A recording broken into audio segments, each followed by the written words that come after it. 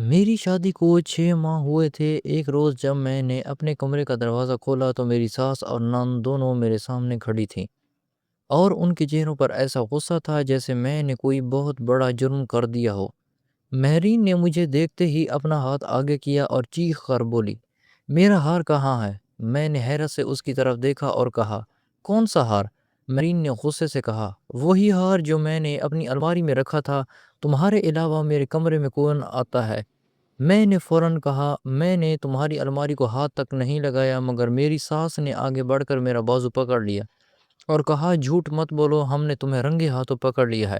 میری سانس رک گئی۔ میں نے گھبرا کر کہا، آپ کیا کہہ رہی ہیں؟ میں نے کچھ نہیں لیا، مگر مہرین میری کوئی بات نہیں سن رہی تھی۔ اسی وقت میری ساس نے زور سے میرے بال کھینچے اور بولی، اگر تم نے ہاروس بھی کیا تو پھر تم اس گھر میں 1 منٹ بھی نہیں رہو گی۔ میں نے حیرت سے ان دونوں کو دیکھا اور کہا، آپ لوگ مجھے چور سمجھ رہی ہیں؟ میری ساس نے کہا، ہمیں سمجھنے کی ضرورت نہیں، تم نے خود ثابت کر دیا ہے۔ مہرین نے کہا، بھائی کو فون کرو، آج اسے سب معلوم ہونا چاہیے۔ میں نے فوراً رحم کو فون کیا، مگر اس نے فون نہیں اٹھایا۔ میں نے دوبارہ فون کیا، پھر تیسری بار کیا، مگر کوئی جواب نہیں آیا۔ میری آنکھوں سے آنسو نکل آئے۔ میں نے کہا، کم از کم ارحم کے آنے تک مجھے کچھ مت کہیں، مگر میری ساس نے سرد لہجے میں کہا، تمہیں اس گھر سے ابھی نکلنا ہوگا۔ میں اپنے کمرے میں گئی تو میرے ہاتھ پاؤں کانپ رہے تھے۔ میں نے اپنے کپڑے بیگ میں رکھنے شروع کیے۔ مجھے یقین تھا کہ ارحم ضرور آئے گا اور میری بات ضرور سنے گا، کیونکہ ہماری شادی کو صرف 6 ماہ ہوئے تھے اور میں سمجھتی تھی کہ وہ مجھے جانتا ہے۔ میں نے سوچا تھا کہ وہ اپنی ماں اور بہن سے پوچھے گا کہ آخر کوئی ثبوت ہے بھی یا نہیں، مگر جب میں کمرے سے باہر آئی تو ارحم دروازے پر کھڑا تھا۔ میں اسے دیکھتے ہی اس کی طرف بڑھی اور کہا، ارحم آپ آ گئے، مجھے معلوم تھا آپ میری بات سنیں گے۔ اس نے میری طرف دیکھا، مگر اس کی آنکھوں میں وہ یقین نہیں تھا جس کی مجھے امید تھی۔ اس نے مجھے پوچھا، کیا ہوا؟ میں نے فوراً کہا، مجھے چور کہا جا رہا ہے، مہرین کا ہار غائب ہے اور سب مجھ پر الزام لگا رہے ہیں۔ میں نے کچھ نہیں کیا، آپ مجھے جانتے ہیں نا؟ ارحم خاموش رہا۔ میں نے اس کا ہاتھ پکڑ کر کہا، ارحم کچھ بولیں۔ اس نے آہستہ سے پوچھا، تم مہرین کے کمرے میں گئی تھی؟ میں نے کہا، ہاں، صفائی کرنے گئی تھی، مگر میں نے کچھ نہیں لیا۔ وہ بولا، پھر ہار کہاں گیا؟ میں نے اسے دیکھا اور کہا، مجھے نہیں معلوم۔ میری ساس نے فوراً کہا، دیکھ لیے بیٹا، اسے کوئی جواب نہیں آتا۔ میں نے ارحم کی طرف دیکھ کر کہا، آپ بھی ان کی بات مان رہے ہیں؟ ارحم نے نظریں جھکا لیں۔ اسی لمحے مجھے اندازہ ہو گیا کہ میں اس گھر میں اکیلی کھڑی ہوں۔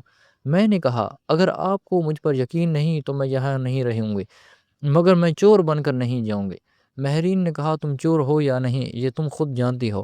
میں نے اس کی طرف دیکھا اور کہا، ایک دن تمہیں سچ بولنا پڑے گا۔ مہرین وہ ایک لمحے کے لیے گھبرا گئی، مگر فوراً نظریں چرا لی۔ میں اس وقت اس کی اس گھبراہٹ کو سمجھ نہیں سکی تھی۔ میں نے اپنا بیگ اٹھایا اور دروازے کی طرف بڑھ گئی، مگر جانے سے پہلے میں نے ارحم سے کہا، آپ نے آج میری بات نہیں مانی، مگر یاد رکھنا میں بے قصور ہوں۔ ارحم نے کوئی جواب نہیں دیا۔ میں اس گھر سے نکل گئی۔ رات کے وقت میرے پاس جانے کے لیے کوئی جگہ نہیں تھی۔ میرے والدین کئی سال پہلے دنیا سے جا چکے تھے، اور شادی کے بعد میں نے اپنے سسرال کو ہی اپنا گھر سمجھ لیا تھا۔ میں نے سڑک کے کنارے کھڑے ہو کر اپنی ایک پرانی سہیلی ندا کو فون کیا۔ جب اس نے میری آواز سنی تو فوراً پوچھا، کیا ہوا؟ میں نے روتے ہوئے کہا، ندا، کیا میں تمہارے پاس آ سکتی ہوں؟ اس نے ایک لمحے کی دیر کیے بغیر کہا، تمہیں پوچھنے کی ضرورت کیوں پڑی؟ تم فوراً آؤ۔ میں رات بھر سفر کے دوسرے شہر پہنچ گئی۔ ندا نے مجھے گلے لگایا تو میں پھوٹ پھوٹ کر رو پڑی۔ میں نے اسے سب کچھ بتایا تو وہ غصے سے بولی، تمہیں اس گھر میں واپس نہیں جانا چاہیے۔ میں نے کہا، میں واپس نہیں جاؤں گی، مگر میں کہاں جاؤں گی؟ ندا نے کہا، جب تک تم اپنے پاؤں پر کھڑی نہیں ہو جاتی میرے پاس رہو۔ میں نے چند دن ندا کے گھر رہنے کے بعد کام تلاش کرنا شروع کیا، مگر کوئی خاص تعلیم یا تجربہ میرے پاس نہیں تھا، مگر مجھے 3 پیکنگ کا بہت شوق تھا۔ میں نے شادی سے پہلے اپنی ماں سے کیک اور بسکٹ بنانا سیکھا تھا۔ ندا نے ایک دن کہا، تم اتنا اچھا کیک بناتی ہو، تم گھر سے آرڈر کیوں نہیں لیتی؟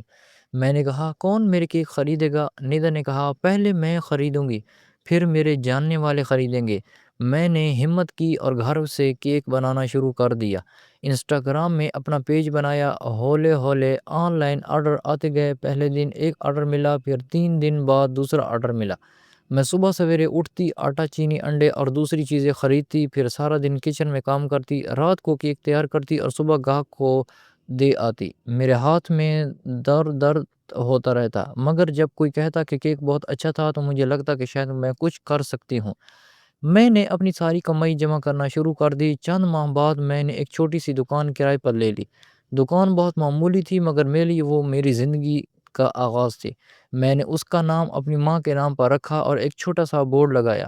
میں نے خود فرش صاف کیا، خود سامان سجایا اور خود پہلا کیک بنایا۔ شروع میں گاہک بہت کم آتے تھے۔ کئی دن ایسے بھی گزرے جب میں سارا دن دکان پر بیٹھی رہتی اور صرف ایک کپ کیک فروخت ہوتا، مگر میں نے ہمت نہیں ہاری۔ میں نے نئی چیزیں بنانا سیکھی۔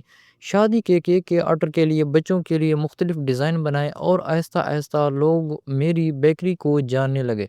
2 سال بعد میری بیکری اتنی چلنے لگی کہ مجھے 2 لڑکیاں کام پر رکھنی پڑیں۔ میں نے دوسری دکان بھی لے لی اور پہلی بار مجھے محسوس ہوا کہ میں کسی کی محتاج نہیں ہوں، مگر ارحم کا خیال کبھی کبھی اب بھی آ جاتا تھا۔ میں خود سے پوچھتی کہ کیا وہ کبھی سوچتا ہوگا کہ اس نے میرے ساتھ کیا کیا تھا۔ پھر میں خود ہی اس کا خیال دل سے نکال دیتی، کیونکہ میں نے فیصلہ کیا تھا کہ میں اپنے ماضی کو اپنی زندگی پر حاوی نہیں ہونے دوں گی۔ 5 سال گزر گئے۔ ایک صبح میں بیکری میں کیک سجا رہی تھی کہ میرے فون پر ایک نامعلوم نمبر سے کال آئی۔ میں نے فون اٹھایا۔ دوسری طرف ایک مرد کی آواز آئی تھی۔ اس نے پوچھا، کیا آپ زارا بات کر رہی ہیں؟ میں نے کہا، جی بول رہی ہوں۔ اس نے کہا، میں مرکزی اسپتال سے بات کر رہا ہوں۔ آپ کی نند مہرین یہاں داخل ہیں۔ ان کی حالت بہت خراب ہے اور وہ مسلسل آپ کا نام لے رہی ہیں۔ میرے ہاتھ میں پکڑا ہوا چاقو رک گیا۔ میں نے کچھ دیر خاموش رہ کر پوچھا، مہرین نے میرا نام لیا ہے؟ اس نے کہا، جی، وہ خاص طور پر آپ کو بلانا چاہتی ہیں۔ انہوں نے آپ کا نمبر دیا۔ میں نے فون بند کیا تو ندا میرے پاس آ گئی۔ اس نے پوچھا، کیا ہوا؟ میں نے اسے سب بتایا تو وہ فوراً بولی، تم وہاں نہیں جاؤ گی۔ میں نے کہا، کیوں ندا؟ اس نے کہا، جس نے تمہاری زندگی برباد کی تم اس کے پاس کیوں جاؤ گی؟ میں نے کہا، شاید وہ مر رہی ہے۔ ندا نے کہا، تم اس کی ذمہ دار نہیں ہو۔ میں نے کہا، میں ذمہ دار نہیں ہوں، مگر اگر وہ واقعی مجھے کچھ بتانا چاہتی ہو تو ندا خاموش ہو گئی۔ میں نے پوری رات سوچا اور اگلی صبح دوسرے شہر کے لیے روانہ ہو گئی۔ راستے بھر میرے ذہن میں مہرین کا چہرہ گھومتا رہا۔ وہی مہرین جس نے مجھے چور کہا تھا، وہی مہرین جس کی وجہ سے میرا شوہر میرے خلاف کھڑا ہو گیا تھا۔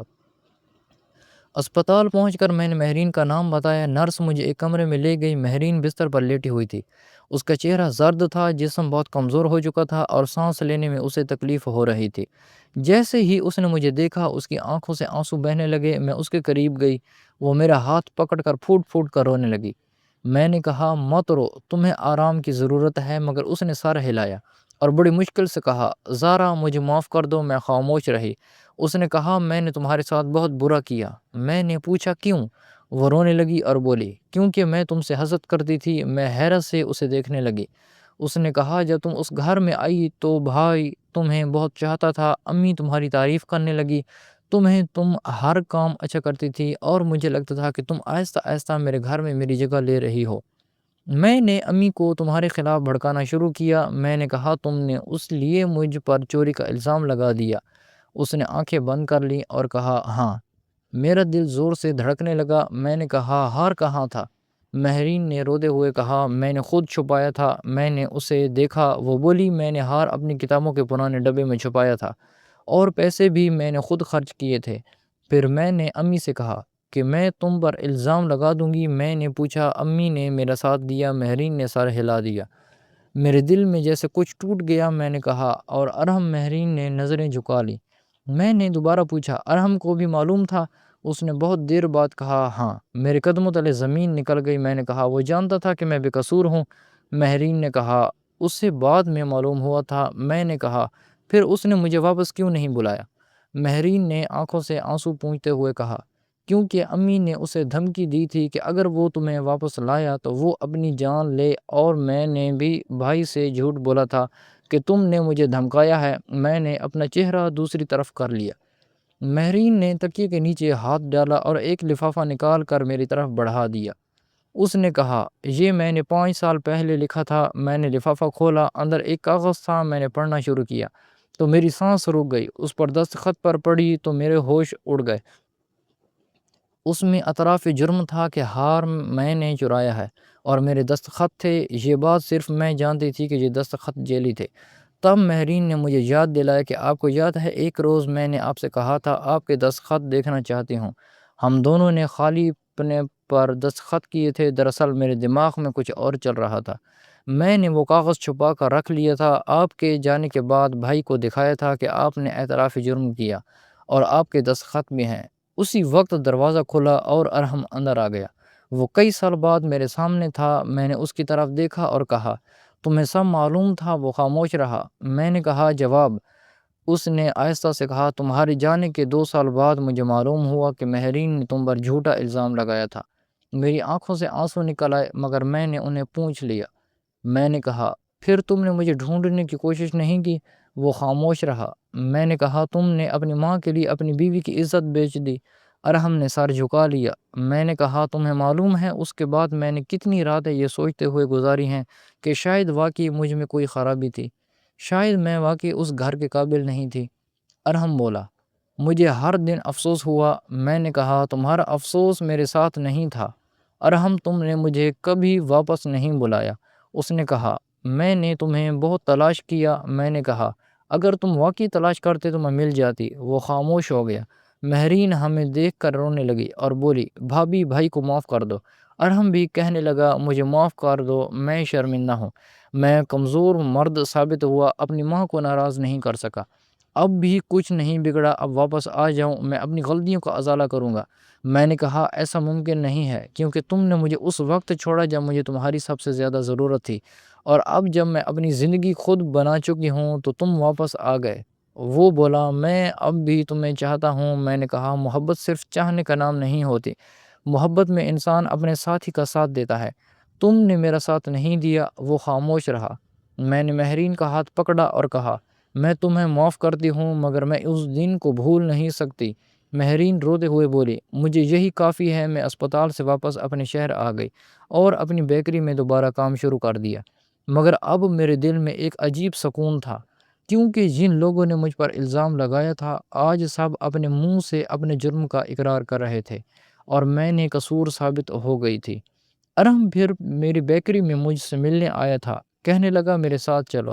میں نے اسے دیکھا اور کہا، ارحم، میں تمہارے گھر سے صرف ایک بیگ لے کر نکلی تھی، آج میرے پاس اپنی بیکری ہے، اپنا کاروبار ہے، اپنی پہچان ہے۔ تم نے مجھے اس وقت نہیں سنبھالا جب میں ٹوٹ رہی تھی، اب میں خود کو دوبارہ بنا چکی ہوں۔ اس نے کہا، کیا ہمارے لیے کوئی راستہ نہیں؟ میں نے کہا، راستہ ہے، مگر وہ تمہاری مرضی کا نہیں ہوگا۔ اس نے پوچھا، کیا مطلب؟ میں نے کہا، اگر کبھی ہم دوبارہ ساتھ آئے تو میں وہ لڑکی نہیں ہوں گی جو تمہارے گھر کی دہلیز پر کھڑی ہو کر تم سے یقین کی بھیک مانگ رہی تھی۔ اب میں اپنی زندگی کے فیصلے خود کروں گی، اور اگر کبھی کسی نے مجھ پر دوبارہ جھوٹا الزام لگایا تو میں خاموش نہیں رہوں گی۔ ارحم نے سر ہلا دیا۔ میں نے کہا، مجھے وقت چاہیے۔ وہ چلا گیا۔ چند ماہ بعد مہرین اور میری ساس رخسانہ بیگم بھی میری بیکری پر آئیں۔ میں انہیں دیکھ کر خاموش ہو گئی۔ وہ میرے سامنے کھڑی رہیں اور پھر ہاتھ جوڑ کر بولیں، بیٹی، مجھے معاف کر دو۔ میں نے ان کے ہاتھ نیچے کیے اور کہا، میں آپ کو معاف کرتی ہوں، مگر میں اپنے ماضی میں واپس نہیں جاؤں گی۔ وہ رونے لگی۔ میں نے کہا، میں نے آپ کے گھر سے بہت کچھ کھویا تھا، مگر اسی وجہ سے میں نے خود کو پایا۔ وہ خاموشی سے چلی گئیں۔ ارحم اور میرے درمیان پھر آہستہ آہستہ بات چیت شروع ہوئی، مگر اس بار میں نے جلدی نہیں کی۔ میں نے اس سے کہا کہ اگر ہمیں دوبارہ زندگی شروع کرنی ہے تو مجھے تمہارا شوہر بن کر نہیں، بلکہ ایک ایسے انسان کے طور پر دیکھنا ہوگا جو اپنی غلطی ماننے کی ہمت رکھتا ہو۔ ارحم نے پہلی بار میری بات سمجھنے کی کوشش کی۔ 1 سال بعد وہ میرے شہر منتقل ہو گیا اور ہم نے اپنی زندگی دوبارہ شروع کرنے کا فیصلہ کیا، مگر اس بار سب کچھ مختلف تھا۔ میری بیکری میری اپنی تھی، میرے فیصلے میرے اپنے تھے، اور ارحم جانتا تھا کہ وہ میرے ساتھ ہے۔